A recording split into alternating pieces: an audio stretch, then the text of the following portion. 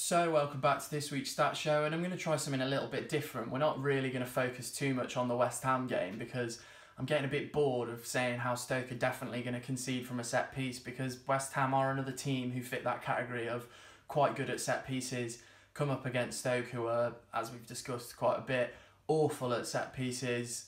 So yeah, I'm tired of saying Stoke are going to concede from set pieces. So one of the first things I want to take a look at is how well our strikers are doing, and how we have two who aren't with the club who are doing very well.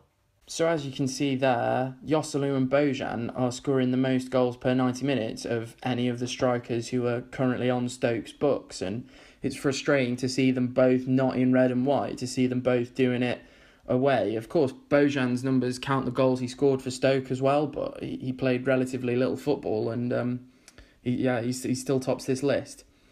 And it's so frustrating to hear Hughes constantly talking about how we need to get a 20 goal a season striker in through the door to help us push on up the table, when you've got two strikers there who are nearly scoring a goal every two games, which over the course of the season works out to be about 20 goals a season.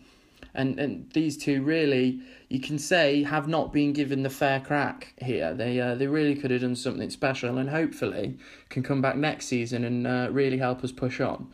And also, I'd just quickly like to apologise for including Mam Diouf on this, because he's played the whole season as a right back. Poor Mam.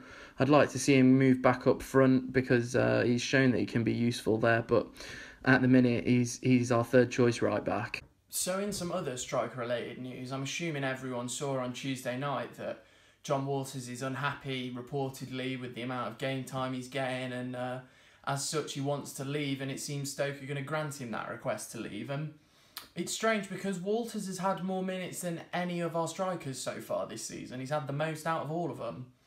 And he's been used exclusively as a striker so far this season, which he hasn't been used to in previous seasons. So it's strange really to see that he's complaining so much.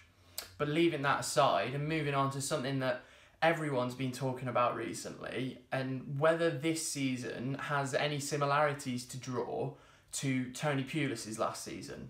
So what this graph is showing is the lines are showing what position Stoke were in corresponding to the game week, and the other illustration is a cumulative total of our points, and the current season is done in red, and Pulis' last season was done in blue. So where the graph is shaded lighter blue, that means that at that point in the season Pulis had more points than we do now, and we only have about 2 more points than Tony Pulis in the form where he got released of his duties, and it makes a massive difference to position. It's quite disproportionate in the way that we're only 2 points above where we were at that point, yet we're 4 places above where we were, which sort of suggests that maybe our current position in the table is a bit misleading and could get worse if we don't soon improve our points tally.